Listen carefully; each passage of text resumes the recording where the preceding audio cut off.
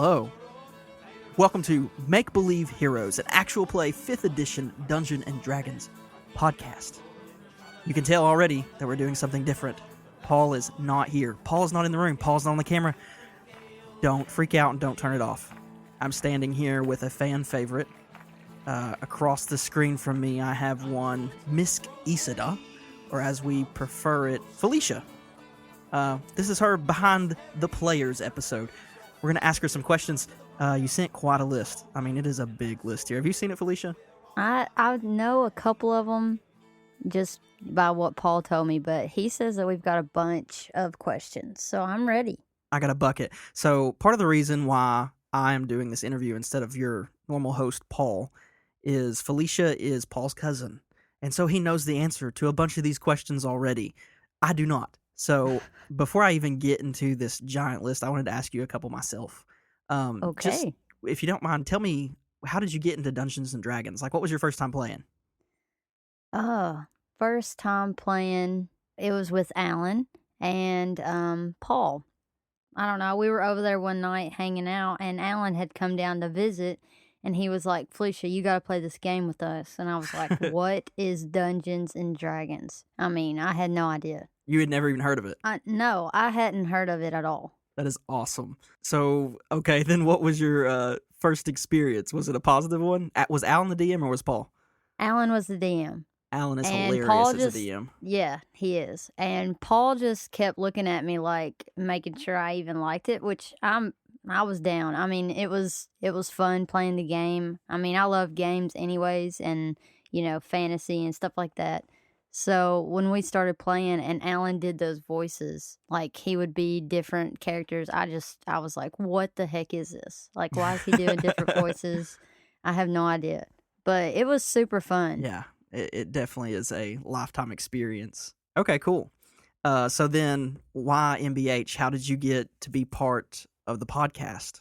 And more importantly, like, why would you want to do a D&D podcast? Well, Paul is my cousin. So when he told me, I don't know, I guess last year, he's like, hey, I'm starting a podcast and you need to listen to it. And I was like, okay, I'll check it out. And so with the way that I work, I can listen to headphones all day, pretty much. Nice. So he was like, yeah, we've already put a couple episodes out. So if you want to check it out, you can just catch up. Well, I started listening. I'm like, I'll just listen because it's Paul. And then I listened to a couple episodes and I was like, what is going to happen next? Like, I had to know. So I really quickly caught up, which now I look back and I'm like, I shouldn't have done that because it's awful having to wait a week, and I don't know. I mean, I know our fans do it every time, but it's just awful waiting a week wanting to know what's going on. Our fans are phenomenal fans. Yes, they are. So I caught up and all that, and I'd listen to it every time that an episode come out. And then I'd text Paul, and I'm like, what in the world just happened? He'd kind of give me some information, but he never gave me, like, the details, because I wasn't really in his little MBH. I wasn't in the group yet. Right. And then he said, so would you be open to, maybe jumping in on a couple episodes? And I was like, sure. I mean, that would be really cool. And I said, I just don't know with work and stuff if I could just do it all the time. Well, he was like, let's just try it out. So work kind of slowed down, and we ended up doing season 2, and it's been awesome.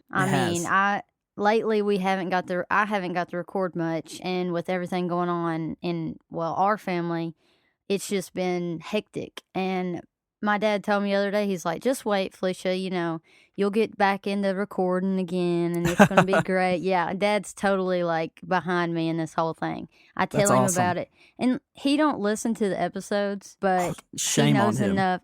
Right. But he knows enough because I literally come home and I'm like, you will not believe what happened in our episode today. And just stuff like that. And he'll listen all day long. It's great. That's pretty awesome.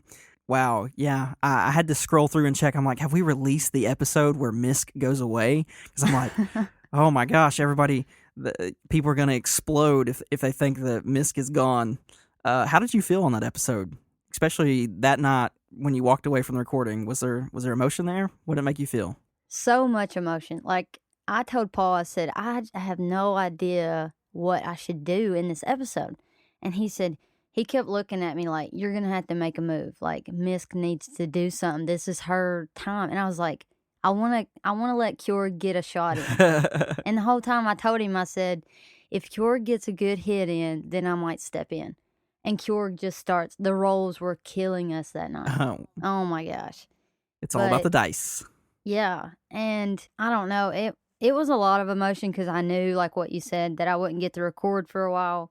But behind the scenes, I have been not recording, but editing. So that's been kind of keeping me, still in it, but not really recording. Yeah. But leaving and knowing I had to leave, I already knew because we talked about it, before I even started recording this season. Right. It was tough when he told me because I was like, well, that stinks. I'm going to get, and then that's going to happen and then I'll be gone. But he was like, it'll be okay. It's going to be great. And then when we worked on, even her origin story and we worked on that episode, me and Paul we were like, this is one of the coolest things. Just having her leave and everyone's like, oh my gosh, like you just gave us this whole episode about her life and then you're going to take her away. Yeah, so it was a lot of emotion, but I think it's going to be worth it in the end, totally. Like, it's pretty sweet. I loved Mysk. Her background episode was great.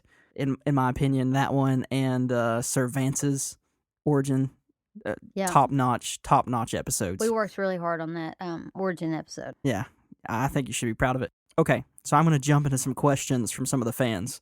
First one I got here: does Mysk prefer the Nine Hells or her new home, and why? Definitely her new home because her dad's not there. And I know that, Saul probably doesn't feel exactly the same way about that situation, but Mysk is really hurt at her father and the way that he wanted her to get married to a certain guy or ruler, and he arranged that marriage, and Mysk was like, no, I'm getting out of here. Like, I can't do this. So whose idea was it to have the prearranged marriage? Did that come from you or did that come from Paul? Paul asked me, he's like, there needs to be a reason. And I was like, well, the way that Mysk is, she's kind of, if she wants it, she'll get it. Right. And she is not going to just settle because someone told her to. She's not that kind of tiefling. That's pretty cool. Yeah, so we kind of just threw stuff back at each other, and I said that, I think, and he was like, yeah, that's a great idea. So awesome. Kind of just happened.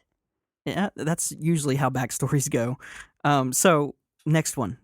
Why do you think Mysk wants to keep the baggage about her run-in with the Shiv from the rest of the group? Is it because she doesn't know them too well? Does Kjorg already know? Kjorg does not know. Okay. Yeah, And I figured that he was something of the big oaf in the situation. Right. He knows that he was going to fight Shiv's guy, and that's all he knows. Right. He knows that he was going to fight him, and he was either, he was going to be the champion. That's all that Kjorg knows, and he is like, the way, and Jeffrey plays it so well. And I know it's just, like, he's a big oaf, but also just like Jeffrey. And he plays it just perfect because Kjorg does care, and like those moments when Kjorg said something about, what did he say? He said it has to do with the fighter with the most heart. Yeah. Me and Paul just looked at each other like, that's the best line. Like, that was perfect. And I don't know. Kjorg does not know why Mysk did what she did, and probably won't know until until Mysk or Saul just says, listen, she lied to you. And I don't know if that's going to happen. So we'll see. Better look out. Saul gets to spend a lot of time with Kjorg. Yeah, that's a little scary. I don't know how I feel about that. He won't corrupt him too much, I don't think. So cigars. we've tried that. What attracts you to the Bard class? Is that your favorite D&D class? No, like I've never played a Bard before. I'm usually like a fighter or a ranger or like I don't know, name me some classes. Let's see. Barbarian, rogue, right, wizard. Like I'm like a rogue or a wizard. I'm not usually like a singing, stand back and, do something back there. I'm like a get on the front line kind of person. What's your favorite class, or maybe the favorite character you've ever made for a D&D game? I had a character a lot like Kellen's. I actually had a bear, and were you a druid or a ranger? I was a druid, but her name was L'Oreal, and she had a bear named Hondi. Hondi. And like, yeah, when she would, and it's funny that you did that because every time she would get him to come appear or whatever, she would go, Hondi. Are you So it was serious? like really fun. Yeah, it was fun to play. Did you do the call at the But table? oh yeah, Oh yeah, every time. that's Paul just look awesome. at me and I'm like, oh yeah, you know it's coming. So it was great. Okay, so this next question we might fight about a little bit. It asks, what was your rank in the 9 hells, and were you higher than Saul? See, so people, I'll just tell you straight up right here. When it has come to Saul's and Mysk backstory, 90% of it, Felicia and I have just ad-libbed as we've came across in the podcast. We'll just be talking and we'll just build upon yes and each other the whole time.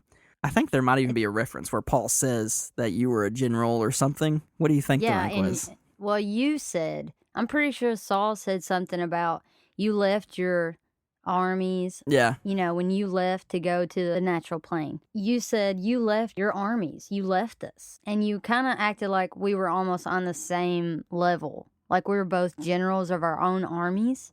Yep. That's kind of like what you put it as. So, Mysk, though, when she was down in the 9 hells, she's older than Saul, right? Yep. She's the big sister. Yeah. Saul would never admit that, though. Right.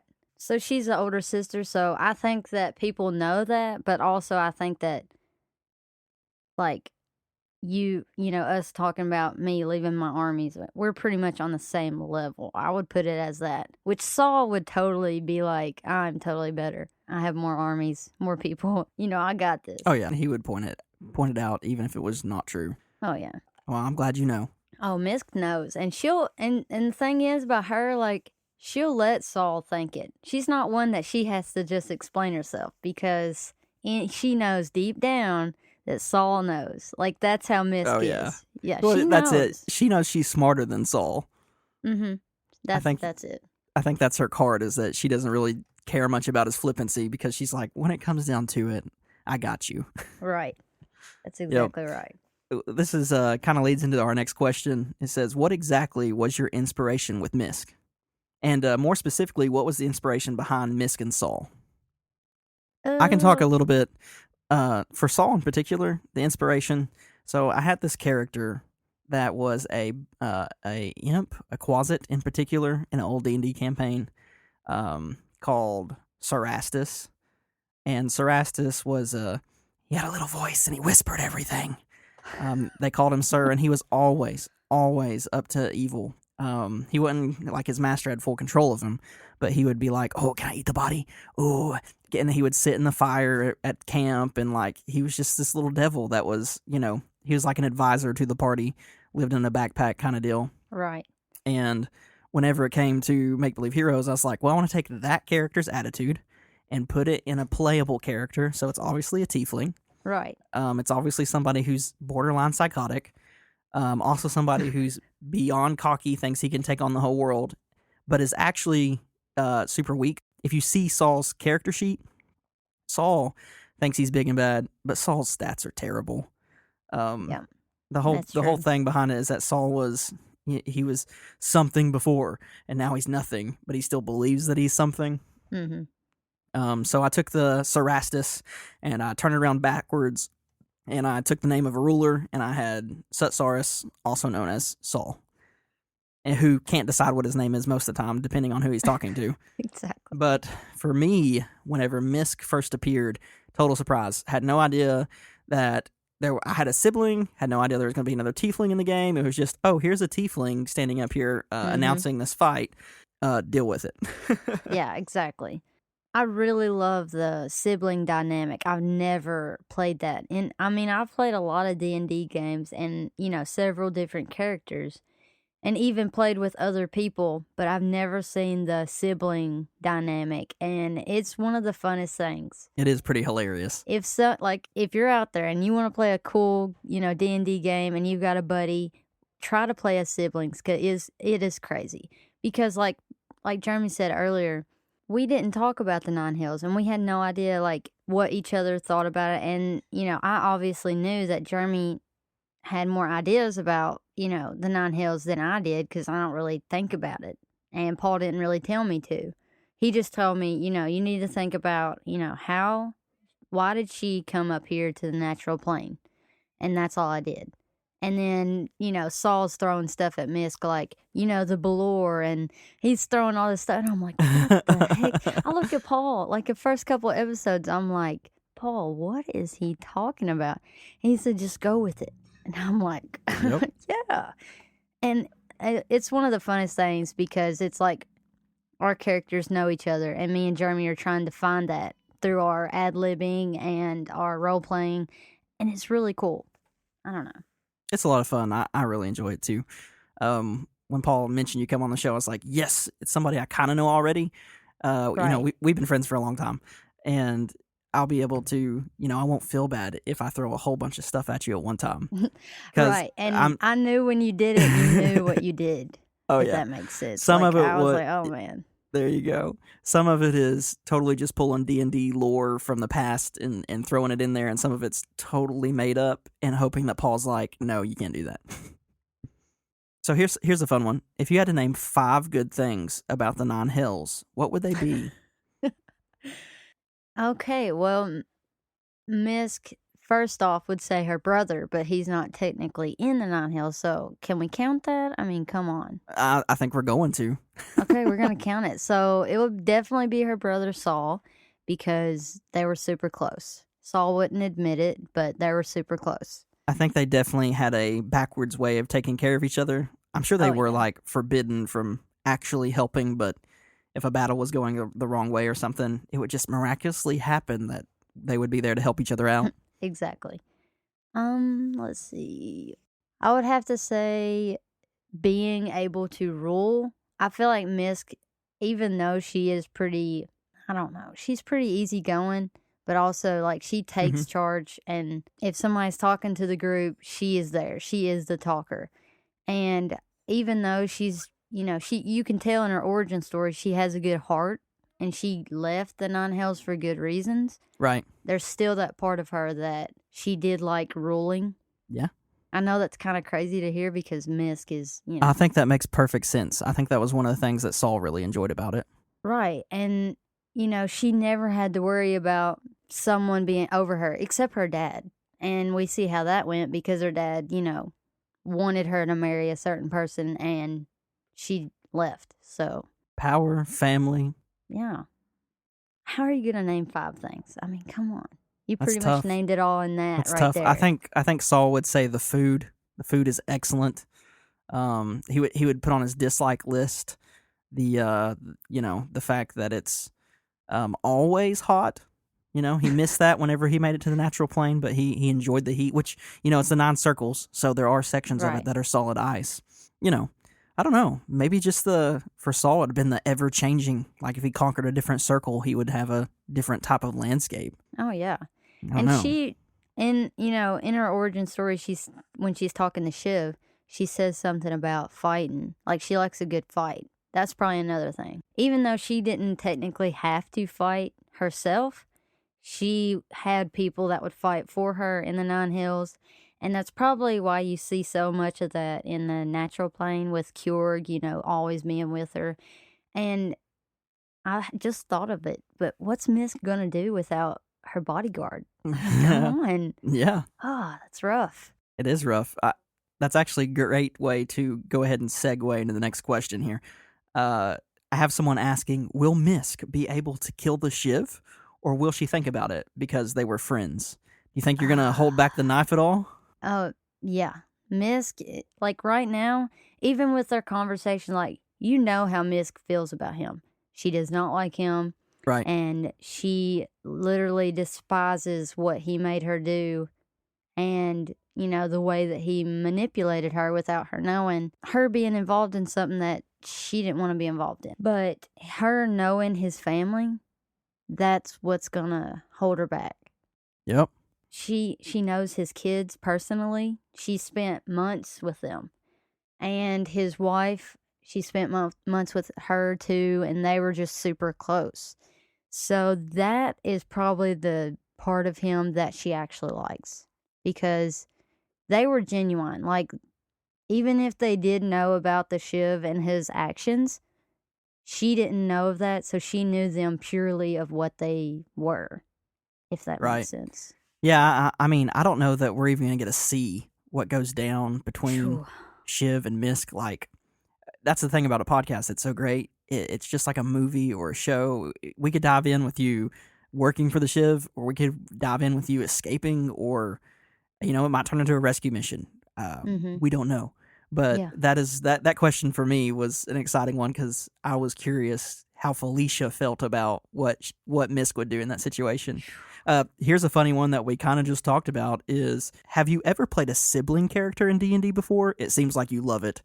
Um, we answered that. I'm glad that we did. If I could adopt you as my sister, we would so do that. Oh, that's great. Yeah. I feel the same way, Johnny. You're pretty much family. I mean, come on. I mean, At this I've point, known you for years. this is true. This is true. Okay. And actually, that's an excellent DM point out there for you guys. We said earlier, if you can play siblings, do it. It'd be fun. If you can get your siblings to play this game with you, it'll be a blast. Yeah. Paul does it a lot. I've done it a lot. People really struggle with how do I get a group together to play D&D, or nobody's schedule will match D&D. Do it around your family. The holidays, Thanksgiving, Christmas, those are knockout times for us to get to play the game because there's a great excuse for us to be around each other for a couple days. Mm-hmm. Take advantage of that. Okay, so last question. For a character who is from the Nine Hells, you seem to be very warm-hearted. Which characteristics are true to your previous self, and which did you start with anew as you came into the natural plane? Okay, I'm going to keep reading the rest of it, and then we can go back. So, were you always the sweet Mysk at heart who falls in love with the Shiv's children, or does your compulsive lying and destructive fury represent your true personality? What do you think? Wow. That is like a crazy, awesome question. Um, Yeah, I like it. I I really love music, and our family is very musical. So, being able to play a bard and actually getting to sing, and like me and my brother Ezra, uh, we actually worked on that song, the "We Must Save the Trees" that's in the origin episode, the trees in Yep, Monumi. Uh, I like it. I actually, Paul said, it's gonna be hard to write a song, but you think you can do it, and I'm like, yeah. Like, this is Felicia Yeah, talking. Like, this is my personality. I'm like, yeah, I can do it. I mean, come on. You know who I am. Which really relates to Mysk. I mean, let's get real. But he said, it's going to be hard. And I was like, okay, I'll give it a shot. And I wrote down a poem, and I let my brother look at it. And he's like, I said, can you put music to it? Because I like music and I play several instruments. But my brother, he's kind right. of a step ahead. He plays all the time, and he's just really good at picking and stuff like that. So he actually put the music to it, and we got to work together on that. And he loved being able, like, the guitar in the origin story is Ezra playing, That's and awesome. I actually sung it. Yeah, it was great, and he had a ball. Like, he told Paul, I'll help you anytime you want with music. I mean, that's just our thing. Like, music is our family thing. So I really relate to Mysk with the music part of all that. Um, she, I'm a very outgoing person. I mean, I don't really meet a stranger. I can Right. literally talk to anyone. And I would agree with that statement. yeah, and I'm usually crazy and loud and jumping around everywhere. I've calmed down a little bit in my old age, I'm not super old, but I've calmed down a little bit. But I am always wanting to be heard. And Mysk is very, she goes to the front and she'll talk to the person. She don't care who it is. If that person is talking to the group, she's going to be talking Right. to them. And I think that the boys in the group are fine with that. Because it's a big responsibility to have to Yeah, talk to every person. I think the Brackle and Kjorg in particular are like, yes, please talk, because then Right. Kjorg doesn't have to. Yeah, exactly. But for Mysk though, like the feeling though, the lying, destructive, the dark side of Mysk. Do you feel like that's something she really struggles with, or is it something she's happy to drop? I think she's happy to drop it, but like I said, she did love ruling, and the things like that in the Nine Hells was her life for years and years and years. And I mean, I think that a part of her does like that, and it's kind of destructive. Like, if it's somebody bad and they're hurting her family and things like that, she wants to hurt them, you know? Yeah. But then you think of her heart when, you know, like we're talking about the Shiv, she wants to hurt him bad. She does not like him.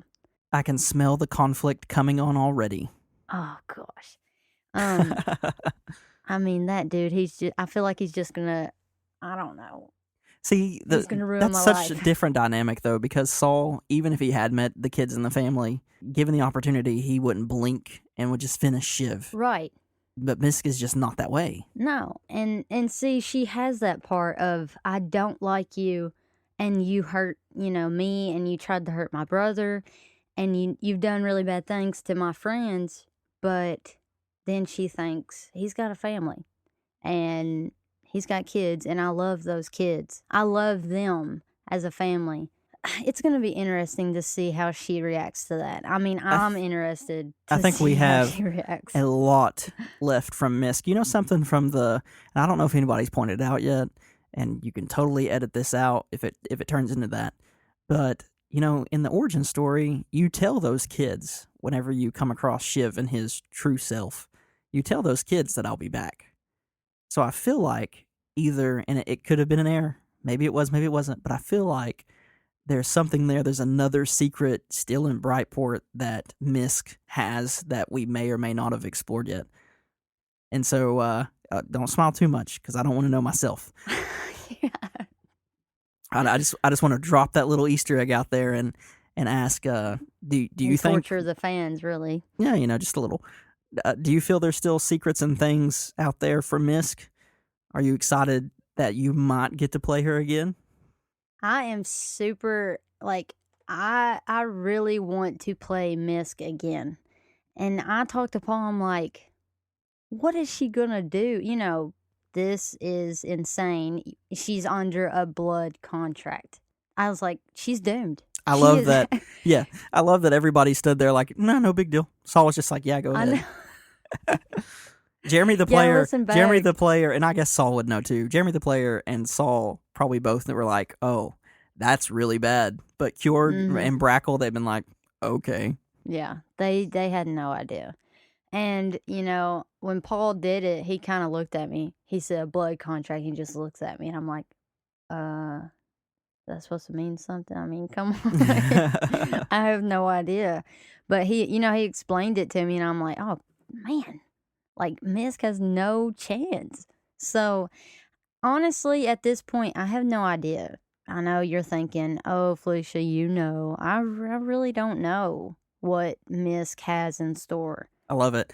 Well, Paul has a way of not really giving us big handfuls of what's to come at a time. Exactly. It makes the game a little bit more enjoyable. If I knew exactly what's coming, it kind of takes away the taste.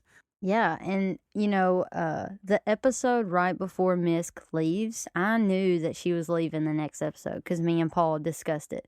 And in that episode before, Saul and Mysk get to have a conversation. And, you know, as a player, I knew what was ahead for Saul, but, you know, losing his sister. But I didn't want Jeremy to really know that I knew that she was like, I didn't want to give it away. So, and then I open up, like, if you go back and listen, Mysk opens up about Kjord to Saul. And she says words like, you know, he is really a good guy. He's protected me, and you need to respect him for that because he took care of your sister, and kind of put that out there. Yep. I got a question for you. Did you think anything of that? Oh, yeah. I didn't really, in the moment, I wasn't like, okay, this is for sure, she's going out next episode.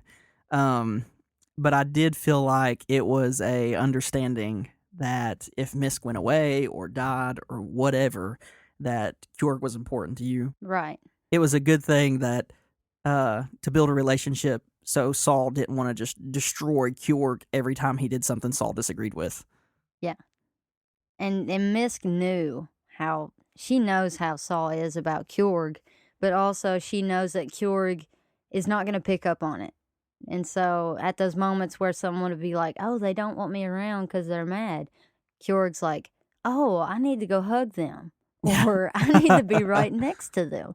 So it's kind of like that. But I did do that on purpose. And, Paul, we talked about it. He's like, that was really good. I'm glad you put that in there because it kind of connects y'all before, you're gone. Yep. Well, Felicia, that is the majority of our questions. What I wanted to do was take a short moment and give a quick shout out to a bunch of our fans. In particular, I've been noticing on the world map, on the analytics side of our podcast host, we have a thing that shows us all over the world where our downloads are. And I mean, I don't know what parts of the world you're interested in, but let me just tell you. Someone in New Zealand has downloaded us 141 times. Australia has downloaded us 1,582 times. We got people. Crikey, mate. Yeah. We got people in India, Japan, Russia, down in Chile, Argentina, Brazil. Hey, Great Britain, 3,335. There's even some people in Iceland. I don't know who you are, man, but keep listening. It's pretty awesome to see. We're hitting all over the world. South Africa. Hey guys, 182.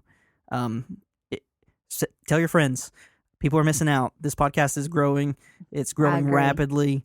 If you haven't told your friends, you need to do it. And, we've told you all to go and give us a 5-star review. We love to see those. Gives us huge encouragement. Helps us keep moving forward with the show. Pushes us to do more things like we're doing right now, behind the players, getting to know Felicia a little better. Hit us up.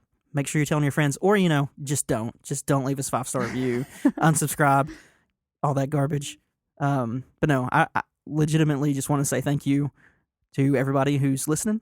I hope you're enjoying it, and we can't wait to hear from you again. Got anything, Felicia?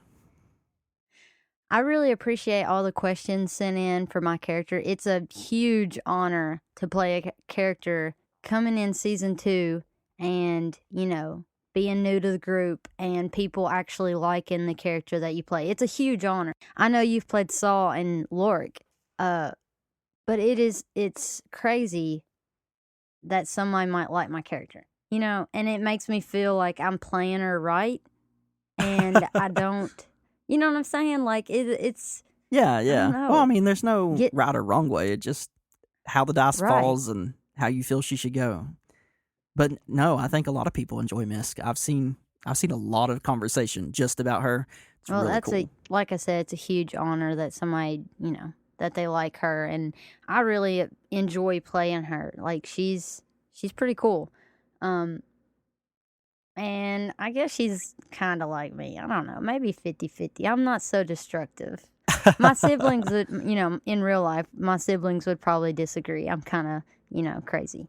But, I don't know. She's great, and I'm glad y'all love her. And, All right. Well, let's go ahead and wrap this thing up. It's been great talking to Felicia. Just want to say, we love you. We'll see you soon. See you later. Miss my missus and her home cooked buns. Our backs are bent, our feet are sore.